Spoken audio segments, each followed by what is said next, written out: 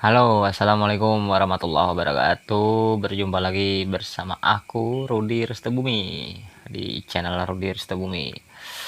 Dan kali ini aku hendak berkisah bahasa Banjar.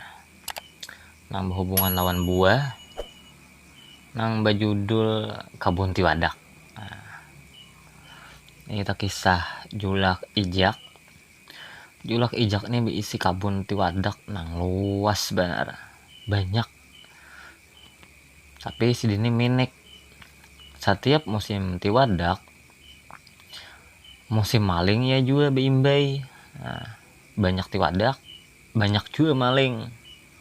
Kayak apa aja sih Dini supaya menanggulangi maling tiwadak nih.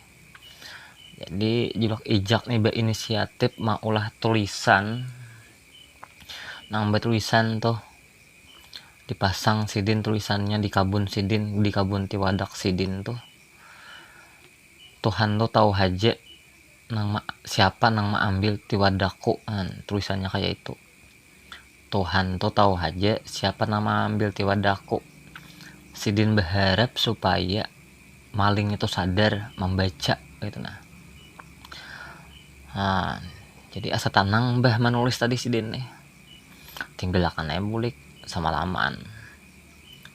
Esoknya datang Sidin ke kabun, dilihat pinak bakurang nih buah tiwadak. Habis itu Sidin melihat ada tulisan, bertulisan juga di situ. Tuhan tuh tahu aja siapa mengambil tiwadakmu, aja tulisannya tuh. Tapi Tuhan kada harapan memberitahu akan siapa malingnya. Dan malingnya pulang nang pina pintar pang misalnya daripada Julak Ijak nih ditulisinya. Kada harapan juga aja Tuhan tuh memadahakan siapa malingnya.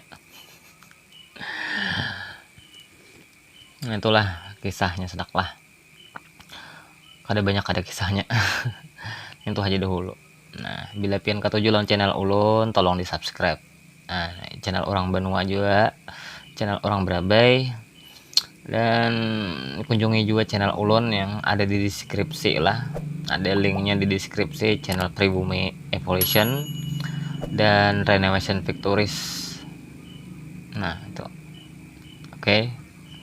Terima kasih kesan buan pian. Dan wassalamualaikum warahmatullahi wabarakatuh.